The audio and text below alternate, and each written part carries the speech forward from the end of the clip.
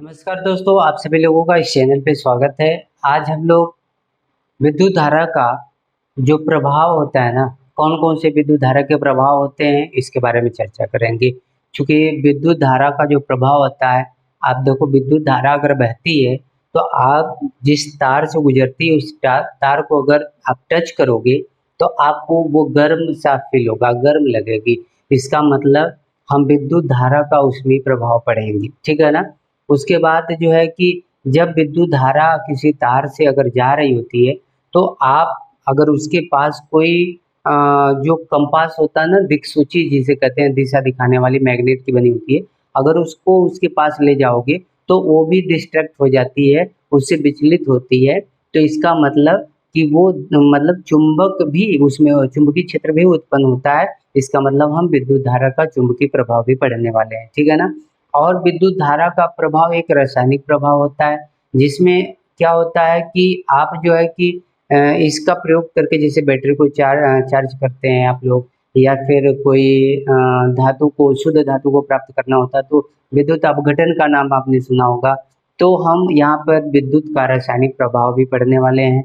और आपने देखा होगा कि भाई जब विद्युत धारा प्रवाहित हो रही है, तो बल्ब से आपको रोशनी भी मिलती है। तो बल्ब से रोशनी मिलती है, इसका मतलब हम उसका जो विद्युत धारा का प्रकाशीय प्रभाव के बारे में पढ़ने वाले हैं। तो ये बात आपको समझ में आ गया होगा।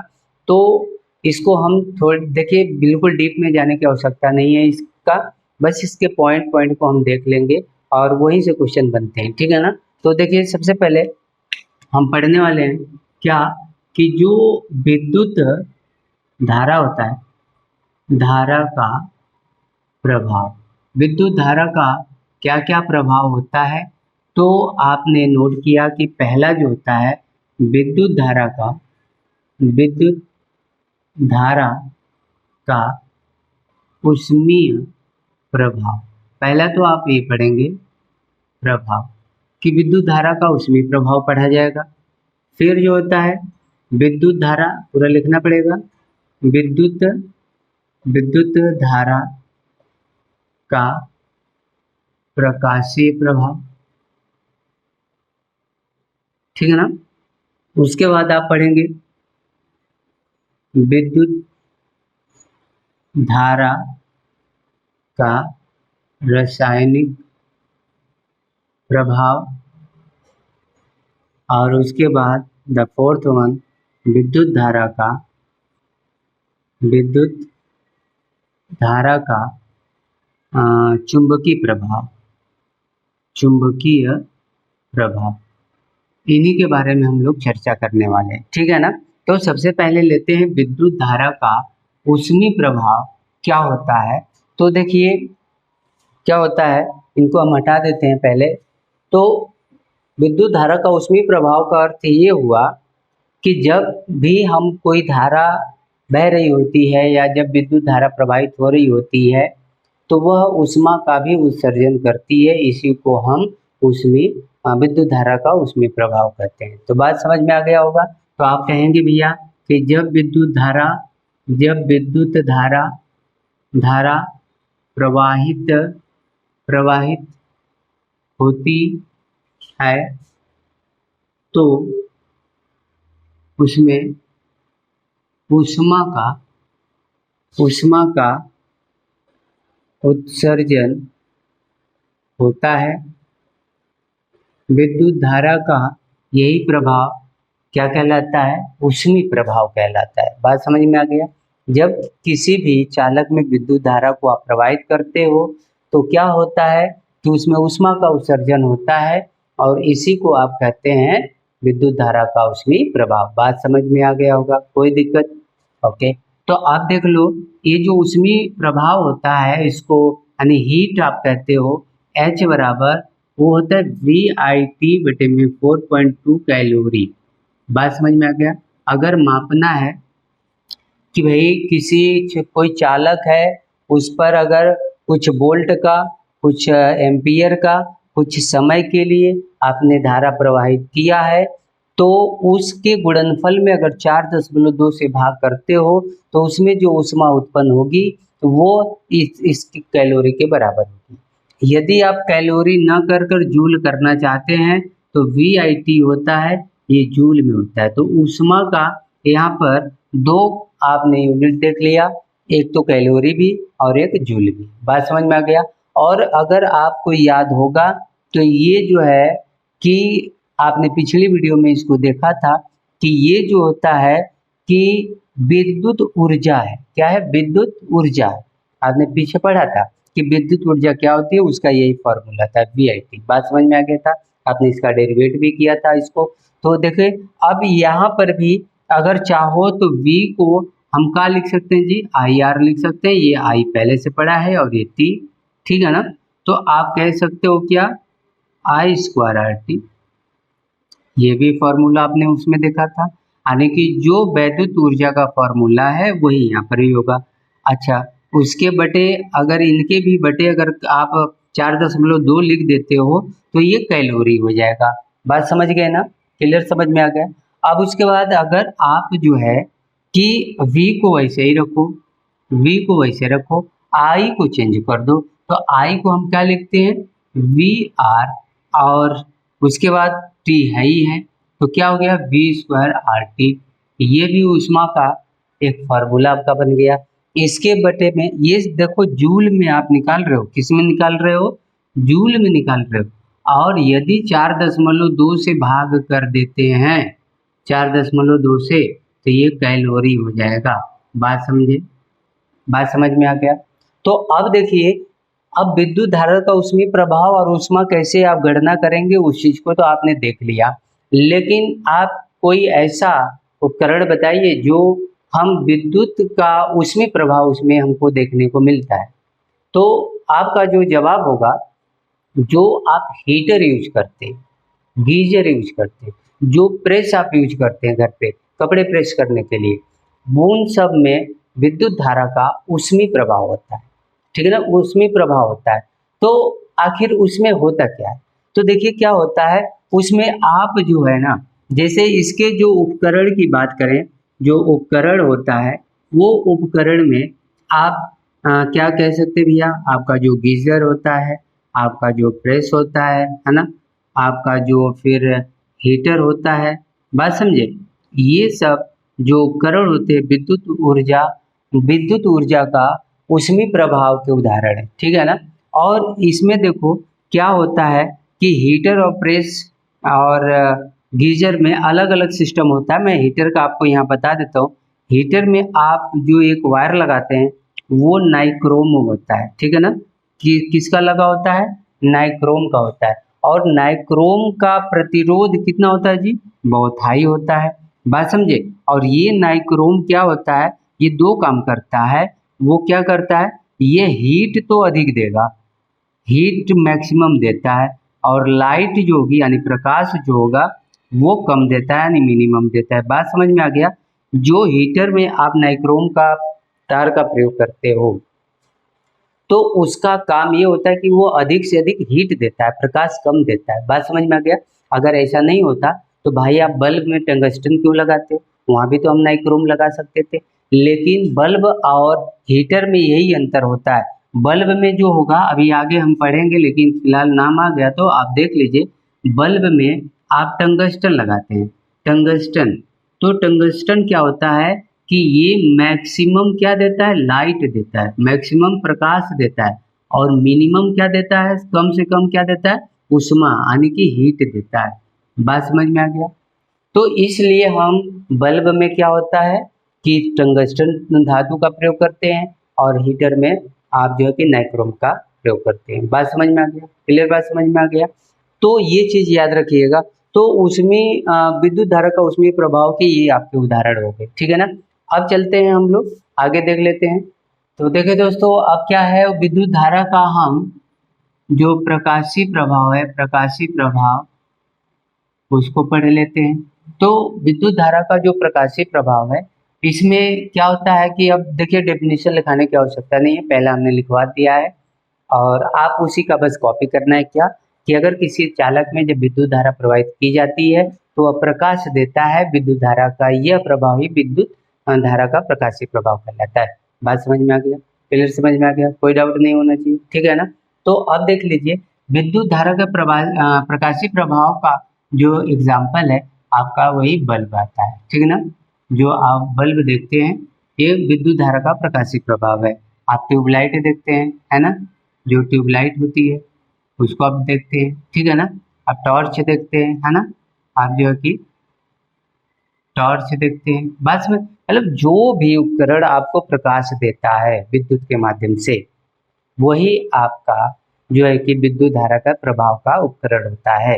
बात समझ में आ गया होगा, क्लियर है ना। और इन बल्बों में हम ऐसे मतलब कि धातु का प्रयोग करते हैं, ऐसे चालक का प्रयोग करते हैं जो अधिक से अधिक क्या दे, प्रकाश दे और कम से कम हीट दे। अगर ये अधिक हीट देगा तो भाई बल्ब वल्ब सब पिघल उगल जाएगा, बात समझ रहे हैं ना, फूट फट जाएगा। तो इसलिए वो कम से कम हीट दे और ज़्यादा से ज़्यादा प्रकाश दे, ऐसा हम चालक का प्रयोग करते हैं। तो वही होता है कि इसमें बल्ब में हम टंगस्टन धातु का प्रयोग करते हैं। आप बल्ब की आकृति आप देखे होंगे तो कुछ देखो डिजाइन तो ऐसे ही, ओ क्या है एकदम, मान लीजिए ऐसे ही डिजाइन कुछ बन गई हमारी, ठीक है ना। और इसमें आप एक दो वायर आते हैं यहाँ पर, ये पूरी चीज़ ब्लॉक कर दी जाती है, ऊपर दो टिप दिया जाता है, ठीक है ना, बात समझ रहे हैं ना ये। और यहाँ से हम इसका ऐसे ब्रांच निकाल देते हैं। ब्रांच का मतलब इसी पे आप टंगस्टन धातु को लपेट देते हैं। अब क्या होता है, एक साइड से करंट आता है दूसरी साइड से निकल जाता है। तो जब करंट इसमें इंटर मारता है तो इसका प्रतिरोध क्या होता है, हाई होता है, ठीक है ना। ये जो ऐसे चालक होते हैं जिनका प्रतिरोध अधिक होता है और इनका मेल्टिंग पॉइंट भी अधिक होता है, ठीक है ना। ये यहाँ पर जो टंगस्टन होगा, ये टंगस्टन जो धातु आप यूज करते हो इसका प्रतिरोध क्या होगा, प्रतिरोध भी उच्च होता है यानी मैक्सिमम होता है। और उसके बाद क्या होता है इसका मेल्टिंग पॉइंट, यानी मेल्टिंग पॉइंट को गलनांक कहते हैं ना, गलनांक, गलनांक भी क्या होता है, उच्च होता है। मतलब ये जल्दी पिघलता नहीं है, ये बहुत ही अधिक पॉइंट पे जब टेम्परेचर पे पहुंचता है तब जाके भी ये पिघलता है। तो हम ऐसे धातु का प्रयोग करते हैं। और ये जो धातु होता है आप अभी देखा कि ये हीट जो होती है ना ऊष्मा को ये कम देगा और लाइट को ज़्यादा देगा, बात समझे, जो लाइट होगी उसको ज़्यादा देगा।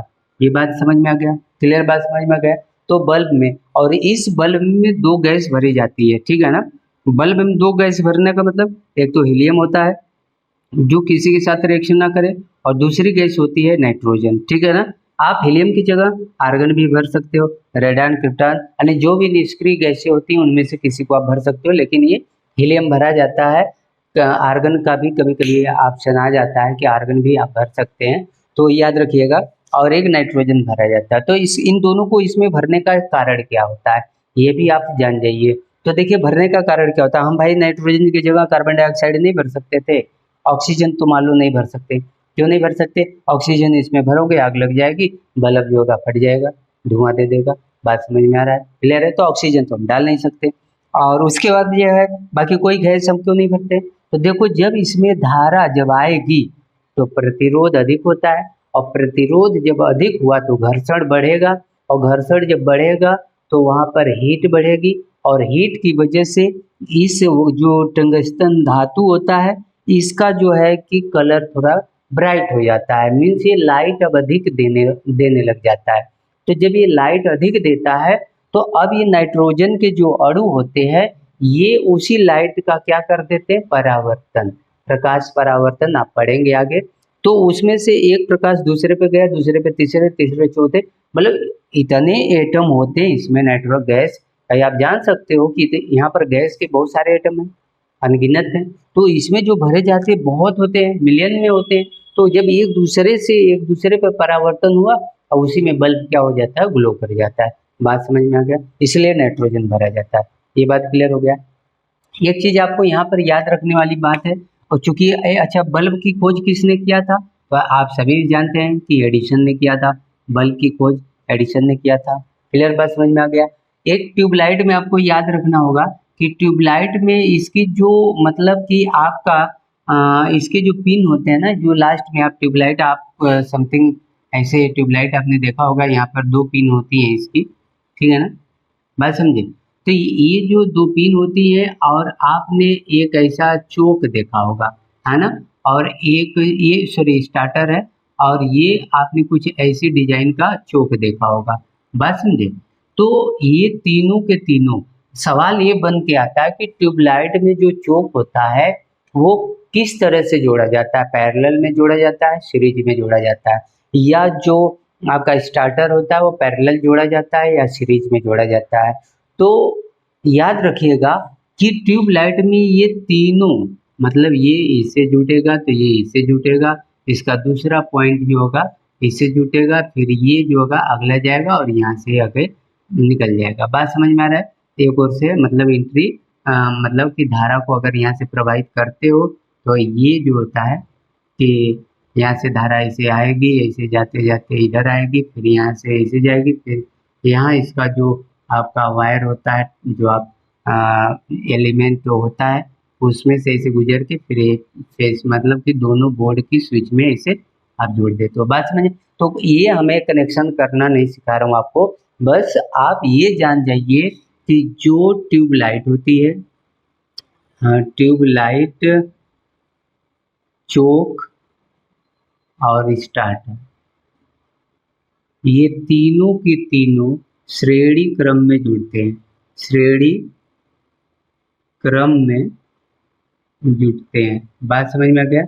ये तीनों श्रेणी क्रम में एक दूसरे से जुटे रहते हैं। ये क्वेश्चन आपका बन सकता है, इस चीज को याद रखिएगा। और एक चीज याद रखना कि इन दोनों में अंतर क्या होता है। ये जो ट्यूबलाइट होती है ना, इस बल्ब का लगभग 4 से 6 गुना अधिक प्रकाश देती है, 4 से 6 गुना अधिक प्रकाश देती है। ये भी बात आप ध्यान में रखेंगे। तो आप ट्यूबलाइट जान गए। टॉर्च में ये बल्ब भी यूज होता है, बात समझ में आ गया। तो इसमें कुछ समझने की तो पॉइंट है ही नहीं है। लेकिन ये जो होता है टॉर्च की जो बत्ती होती है वो बस आप ये समझ सकते हैं कि वो जो है डीसी से चलती है, वो डीसी करंट से जलता है, जबकि ये दोनों किससे जलते हैं, एसी से। बात समझ में आ गया। ये एसी करंट से चलते हैं, लेकिन टॉर्च की जो बत्ती होती है डीसी से जलती है, क्योंकि उसमें आप बैटरी का प्रयोग करते हो और बैटरी से कौन सा करंट निकलता है, तो डीसी निकलता है। बात समझ में आ गया। आपके घरों में जो करंट आता है वो कौन सा होता है, एसी होता है।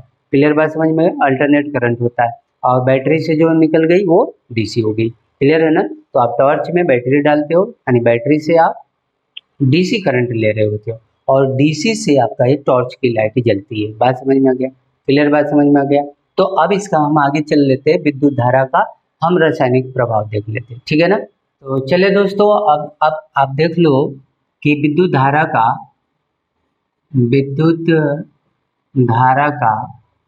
रासायनिक प्रभाव, है ना। विद्युत धारा का रासायनिक प्रभाव क्या होता है। तो देखो, रासायनिक प्रभाव का मतलब होता है इसका काम एक सबसे इम्पोर्टेंट होता है विद्युत अपघटन करना।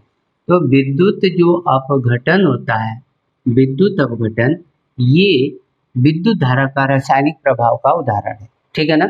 अब विद्युत अपघटन में होता क्या है कि देखिए, जैसे मान लीजिए कि आप कोई ये पॉट ले लिए, ठीक है जी, और इसमें कोई विलेन डाल रखे हो, ठीक है ना, और इसमें दो आप जो है कि छड़ ले लेते हो। एक को आप जो है कि एनोड बना देते हो, एक को कैथोड बना देते हो। देखो, जो प्लस होता है उसको आप एनोड कहते हो, जो नेगेटिव होता है उसको आप कैथोड कहते हो। बात समझ में आ रहा है। तो जब इसमें आप धारा प्रवाहित करते हो, तो जब इसमें धारा आप प्रवाहित कर रहे हो तो धारा जब आती है तो इसमें जो भी ये विलयन में पार्टिकल्स जुड़े होते हैं, जिनके पास जो इलेक्ट्रोवैलेंट होता है, जो विद्युत संयोजकता से बने होते हैं, वो टूट टूट के अलग अलग होते हैं। जैसे एग्जाम्पल के रूप में अगर मान लो कि इसमें आपने H2SO4 को डाला, जैसे आपने बैटरी में H2SO4 डालते हैं, अमोनियम क्लोराइड को डालते हैं, ठीक है ना। तो उनको जब हम बैटरी को चार्ज कर रहे होते हैं तो क्या होता है, विद्युत अपघटन ही होता है, ठीक है ना। क्या होता है, विद्युत अपघटन होता है। देखो क्या हुआ कि ये H2SO4 एक्चुअली में H2 ये पॉजिटिव होगा और SO4 ये निगेटिव होता है। बात समझ में आ गया। तो ये जब इसमें सब जगह H2SO4 एक जगह फैले हुए हैं, जैसे आपने विद्युत को प्रवाहित किया, जैसे विद्युत इसमें आई, अब ये क्या हुआ, टूटने लग गया, दो अलग अलग पार्टों में टूटा। H2 अलग हो गया, SO4 अलग हो गया। तो अब जो H2 होगा वो निगेटिव पे जमना स्टार्ट हो गया, जो भी H2 होगा इस पे जमना स्टार्ट हो जाएगा। मतलब भाई पॉजिटिव हो तो निगेटिव पे तो चिपकेगा, बात समझ रहे हैं कि नहीं। जो कैथोड होगा उसी पे चिपकेगा, क्योंकि भाई हर आदमी एक दूसरे मतलब अपोजिट जो चिन्ह होता है या अपोजिट साइन जो होता है उसी को तो अट्रैक्ट करता है। भाई नॉर्थ नॉर्थ को अट्रैक्ट करेगा नहीं करेगा, नॉर्थ साउथ को अट्रैक्ट करेगा। तो विद्युत अपघटन में ये टूट तो गए, तो जाएंगे कहाँ, तो भैया जो प्लस वाला होगा निगेटिव पे चिपक जाएगा और जो निगेटिव वाला होगा प्लस पे चिपक जाएगा। ये बात समझ गए। तो ये SO4 इस पे लगेगा, SO4 इस पे लगना स्टार्ट हो जाएगा। तो अब ये सारे जो आपके मोलिक्यूल्स होंगे, ये SO4 वाले और ये H2 वाले, अब इस पे पूरा पूरा जमा हो जाएंगे, बीच में अभी रहेंगे ही नहीं। ठीक है ना, बात समझ में आया। तो जब ये पूरा जमा हो जाते हैं तब उस हालत में हम कहते हैं बैटरी चार्ज हो गई। बात समझ में आ गया। अब बैटरी क्या हो गई, चार्ज हो गई। जब इस बैटरी से हमें कोई काम लेना होता है और इस बैटरी से हम कुछ जोड़ देते हैं, कोई बल्ब लेकर हमने जोड़ दिया, तो अब ये देख लो क्या हुआ कि अब ये धारा प्रवाहित हो गई। धारा प्रवाहित का मतलब क्या हो गया कि भाई देखो धारा प्रवाहित किधर होती है भैया, तो आप जानते हो कि मछली मछली ये धारा अगर जा रही है तो मछली इधर आ रही होती है। अगर आपने कभी अनुभव किया होगा तो, नहीं अनुभव किया है तो बाढ़ इस समय आ रही है और बारिश भी हो रही है, ठीक है ना। तो जब बाढ़ आ जाएगी तो मछलियों का थोड़ा नज़ारा देखिएगा कहीं पे बैठकर, तो धारा जिधर बह रही होती है उसके उल्टे वो चढ़ रही होती है, ठीक है ना। मीन्स क्या हुआ, ताल में मछली होती है लेकिन बाढ़ आते हुए वो आपके गांव में आ जाती है, क्योंकि गांव से पानी जब उधर जा रहा होता है तो सोचती हैं बेटा आगे ही समंदर है चलो उधर ही, तो नहीं जानती हैं कि उधर फंदा लेके लोग बैठे हैं। बात समझ में आ रहा है ना, तो फंस जाती हैं। तो यहाँ भी यही है, धारा अगर इधर जा रही है तो इसका मतलब कोई तो इधर आ रहा है, और यहाँ कोई आने का मतलब होता है इलेक्ट्रॉन। बात समझ में आया। तो मीन्स क्या हुआ, इलेक्ट्रॉन तो भैया निगेटिव टू पॉजिटिव चलेगा, क्योंकि भैया ये निगेटिव होता है पॉजिटिव की ओर भागेगा, और तो जब ये निगेटिव से पॉजिटिव की ओर भागेगा तो धारा पॉजिटिव टू निगेटिव की ओर हो जाती है। ये बात समझ में आ गया। तो धारा पॉजिटिव से निगेटिव की ओर भागेगी, बात क्लियर हो गया। तो उसी तरह से अभी ये धारा क्या होगी, ये जो निगेटिव वाले जो थे अब पॉजिटिव की ओर भागेंगे, तो इधर तो उनके पास कोई चारा नहीं है तो वो इधर से भागना स्टार्ट कर देंगे। जब इधर से इलेक्ट्रॉन भागेंगे तो धारा इधर से स्टार्ट हो जाएगी आना। बात समझ में आ गया, क्लियर समझ में आ गया, क्योंकि पॉजिटिव तो इस पे है। बात क्लियर है ना। तो आप ये जब जोड़ दिए हैं तो ये धारा तब तक चलेगी जब तक ये आएंगे और मिलेंगे, मिल मिल के फिर ये दोनों मिल मिल के फिर क्या बनाएंगे, H2SO4 H2SO4 यही बनाते जाएंगे, मिलेंगे H2SO4 मिलेंगे H2SO4। बात समझ रहे हैं ना। ये बनाते बनाते जब ये पूरा लेवल हो जाएगा, अब बनना बंद हो गया, तो उसी कंडीशन को कहते हैं क्या हुआ कि विद्युत मतलब कि बैटरी डिस्चार्ज हो गई। ये बात समझ गए, क्लियर समझ में आ गया। अच्छा अब देखिए, तो अब इसके बाद विद्युत अपघटन का प्रयोग और कहाँ करते हो। देखो मैं केवल बता सकता हूँ, लिखवा तो सकता नहीं, आप ध्यान से बस सुन लीजिएगा और याद रखिएगा कि जो आप की जो मतलब कि एब्स्ट्रैक्ट करते हो किसी धातु को, जो ओर होते हैं, जो अयस्क होते हैं, जो अयस्क होते हैं, उन अयस्कों से अगर किसी शुद्ध धातु को आपको प्राप्त करना होता है तो आप जो है विद्युत अपघटन का प्रयोग करते हो वहाँ पे। बात समझ में आया। जैसे मान लीजिए कि मान लीजिए कहीं पर जो आयरन का अयस्क, बहुत सारे अयस्क हैं, मतलब उसमें मतलब कोई मिट्टी है और वहाँ पर आयरन की मात्रा पाई जा रही है। तो भाई आयरन ऐसे जैसे लोहा आप देखते हो दुकानों पर, वैसे तो रखा रखा है, कहीं तो मिलता नहीं है। वो मिट्टी जो होती है मिट्टी के साथ धूल कण के रूप में भी होता है। तो अब उसके जो ऑक्साइड मिलते हैं, जो उनके अयस्क मिलते हैं, ठीक है ना, उन अयस्कों को जब हम लेकर आते हैं तो सबसे पहला काम हम उसका क्या करते हैं, सांद्रण करते हैं। सांद्रण देखो किसी मतलब कि जो एब्स्ट्रैक्शन ऑफ एलिमेंट होता है या मेटल होता है उसका पहला काम होता है सांद्रण का, सांद्रण, ठीक है ना। बात समझ में आ गया। यानी कि जो धातु कर्म आप कहते हो, धातु कर्म, उसमें पहला स्टेप आपका सांद्रण का आता है। और सांद्रण में होता क्या है, सांद्रण में उस मिट्टी को जब आप लेकर आते हो तो उसमें उसका पानी का घोल बनाते हैं। और पानी का घोल बनाने के बाद, क्या करते हैं हम लोग कि सीढ़ी होती है ना, सीढ़ी जो छत की सीढ़ी होती है ऐसी डिजाइन की, तो ऐसे ही लकड़ी का बना होता है और इसी पर वो पानी को गिरा दिया जाता है। तो ये देखो गिरता है पानी, तो जो हल्के एटम होते हैं वो तो बह जाते हैं, लेकिन जो भारी होते हैं ना वो यहीं पे जमा होने स्टार्ट हो जाते हैं। ये जो गैप होता है इसी में वो जमा होना स्टार्ट हो जाते हैं। ये बात समझ पा रहे हो आप लोग? तो जैसे आपने कभी खेतों में पानी जो चलाया होगा पाइप से, तो आप देख रहे होंगे जहाँ पे पाइप गिरी होगी तो वहाँ पे गड्ढा हो गया होगा, लेकिन वहाँ की मिट्टी क्या होगी, हट गई होगी, लेकिन रेत जो होगा ना, बालू, वो उसके आगे ही जमा हुआ होगा। क्यों? क्योंकि मिट्टी से वो जो रेत होता है ना, सिलिकॉन, वो भारी होता है, इसलिए वो वहीं पे जम गया और बाकी जो हल्की मिट्टी थी वो बह गई होगी। आपने ये नोटिस किया होगा। अगर नहीं किया होगा तो आप तो कर ही भी नहीं सकते हो क्योंकि बाढ़ खुद ही आ गई है, ठीक है ना। लेकिन फिर भी आप कहीं भरा उरा के पानी उनी देख लीजिएगा, ठीक है ना। तो अब देख लो, तो ये चीज से हमें कुछ तो शुद्ध अयस्क मिला, कुछ तो शुद्ध हमको ऑक्साइड मिला। ये जो अशुद्धियां बह गई, अब इनको हम कलेक्ट करते हैं। अब कलेक्ट करने के बाद दूसरी प्रक्रिया आप क्या करते हो, दूसरी प्रक्रिया में आप इसका कैल्सिनेशन करते हो, यानी कि इसको आसवन कहते हैं, आसवन, ठीक है ना। मतलब कैल्सिनेशन और डिहाइड्रेशन, दो दो प्रक्रिया होती है, ठीक है ना।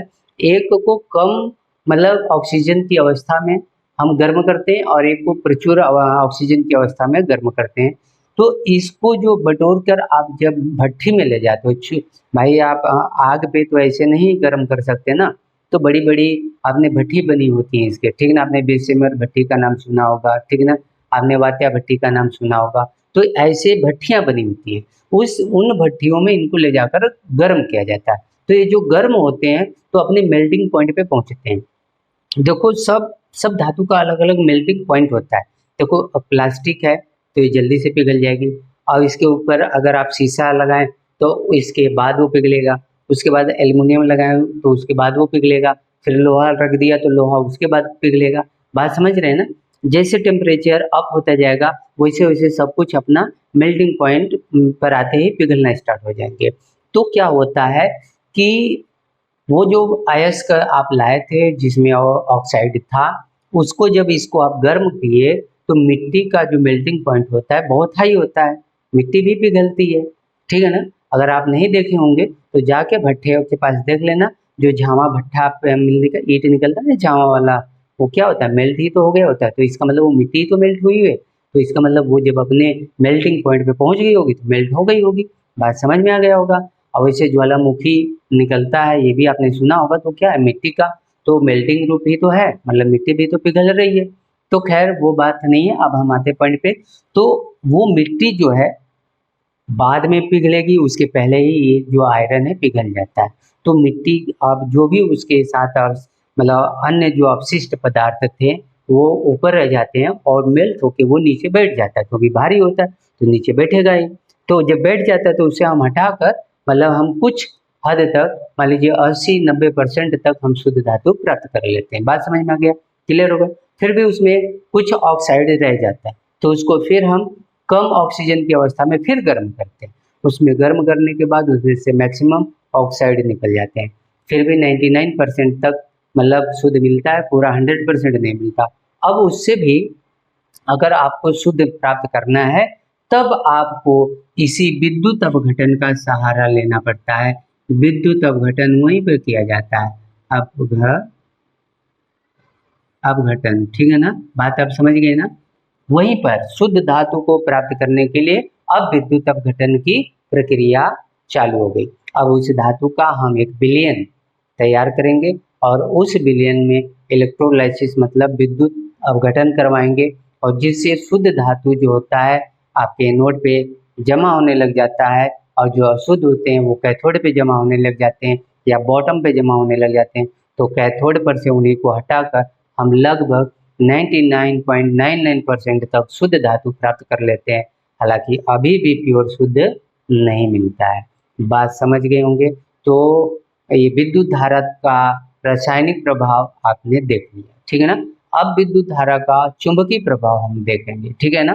तो चले दोस्तों, तो देखिए विद्युत धारा का चुंबकीय प्रभाव, क्योंकि ये सब अपने आप में एक बड़े बड़े लेसन हैं। विद्युत अपघटन हो गया, चाहे विद्युत जो कि चुंबकीय प्रभाव हो गया, क्योंकि आगे फैराडे का जो नियम है, फ्लेमिंग का जो नियम है, ये सब आपका चुंबकीय प्रभाव पे ही तो काम करता है। तो देखो चुंबकीय प्रभाव में क्या होता है कि जब किसी चालक में आप धारा प्रवाहित करते हैं तो वह एक मैग्नेटिक फील्ड भी बनाता है या उत्पन्न कर देता है, एक मतलब कि चुंबकीय क्षेत्र उत्पन्न कर देता है। विद्युत धारा का यही गुण जो होता है कि विद्युत धारा का चुंबकीय प्रभाव कहलाता है। ये बात समझ गए आप लोग? क्लियर? समझ में आ गया ना। तो अब देख लीजिए, अब क्या होता है कि अगर ये करंट बह रहा होता है, ठीक है ना, ये करंट की अगर दिशा है तो चुंबकीय क्षेत्र इसके चारों यानी इसके 90 डिग्री पर मैग्नेटिक फील्ड आपका तैयार हो जाता है। आपका फ्लेमिंग का लेफ्ट हैंड रूल पढ़ेंगे, ठीक ना। आप जो है कि राइट हैंड रूल भी पढ़ते हैं। आप जो है कि आगे चल के मतलब आपका जो स्क्रू गेज रूल होता है, मतलब जो पेचकस नियम होता है, उसको भी पढ़ेंगे। बात समझ में आ रहा है ना। तो ये सब चुंबकीय प्रभाव का ही मतलब नियम है, ठीक है ना। कि अगर जैसे ये कर दिया आपने, बाएं हाथ का नियम अगर आप देख रहे हो, तो ये बाएं हाथ में अगर ये करंट की दिशा को दिखाती है तो ये मैग्नेटिक फील्ड को दिखाता है और ये फोर्स को दिखाता है। अगर करंट इधर जा रहा होता है तो इसके 90 डिग्री पर आपका मैग्नेटिक क्षेत्र ये पैदा हो जाता है। बात समझ में आ रहा है। और ये फोर्स ऊपर इन दोनों से लंबवत हो जाता है फोर्स। बात समझ में आ गया होगा? क्लियर दिख रहा है ना तीनों आपको? तो आप देखिए कि आप एक मतलब कि आप हाइडिल जो होती है जहाँ पर विद्युत कलेक्ट की जाती है, वहाँ पर आप देखे होंगे तो बोर्ड पे साफ साफ लिखा होता है कि चूंकि बारिश में अब तो उतना नहीं ध्यान दिया जाता होगा, लेकिन लिखा तो रहता है कि बारिश के दिनों में जो मतलब हाइडिल होती है उस एरिया में छतरी लेकर जाना मना होता है। वो क्यों मना होता है? क्योंकि बारिश के दिनों में क्या होता है कि एटमॉस्फेयर में क्या हो जाता है, मॉइस्चर हो जाता है, बहुत सारी नमी हो जाती है। बात समझ में आ रहा है। तो नमी मतलब जब हो जाती है तो एक जब तार गया है, ये वायर आपका गया है, तो इसके मतलब ऐसे चारों दिशाओं में ऐसे मैग्नेटिक फील्ड मतलब कि उत्पन्न हो जाती है। और अगर ये बारिश का दिन हो जाए तो ये मैग्नेटिक फील्ड क्या होती है, और भी ज़्यादा कवर एरिया कर लेती है। बात समझे। और अगर आप छतरी लेकर जा रहे हो बाई द वे, सोच लेना, छतरी लेकर जब जा रहे हो, ठीक है ना, और यहाँ पर आप पकड़ के मार इसी में, है ना, अब जो भी है यहाँ पर कोई व्यक्ति है बना लेना, ठीक है ना, वो पकड़ा है डंडा, ये वो उसका पैर हाथ हो गया। बात समझ गए ना। तो देखो अब ये छतरी आप पकड़े हैं और मैग्नेटिक फील्ड बढ़ गया, और छतरी में क्या होता है, लोहा, और लोहा को चुंबक क्या करता है, अपनी ओर खींचता है। अब ये क्या करेगा, खींच लेगा और ये जब खींच लेगा तो आप भी छतरी के साथ जो है हवा में उड़ता जाए। बात समझ गए ना। इसीलिए हाइडिल में बारिश के दिनों में छतरी लेकर जाना मना होता है। बात क्लियर अब समझ में आ गया होगा। तो ये किसका, विद्युत धारा का चुंबकीय प्रभाव है। और इसका मतलब उपकरण की बात की जाए तो आप जो है कि विद्युत मोटर आपने देखा है ना, विद्युत मोटर घर पे तो होगा, विद्युत जो मोटर होते हैं आपके, ठीक है ना, वो सब समझ गए, विद्युत धारा के चुंबकीय प्रभाव पर आधारित होते हैं, जो आपका जो भी मोटर होते हैं, ठीक है ना। क्लियर बात समझ में आ गया? कोई डाउट अब तो नहीं रहना चाहिए। तो आज के लिए हम इतना ही रखते हैं और फिर मिलते हैं अगले वीडियो में। लेकिन आप लोग जिम्मेदारी के साथ इस वीडियो को शेयर जरूर करिएगा, ज़्यादा से ज़्यादा लोगों तक पहुँचाइएगा ताकि सबको लाभ मिले, ठीक है ना। बात समझ रहे हैं ना। स्वार्थी मत बनिएगा। तो मिलते हैं अगली वीडियो में, तब तक के लिए नमस्कार, धन्यवाद।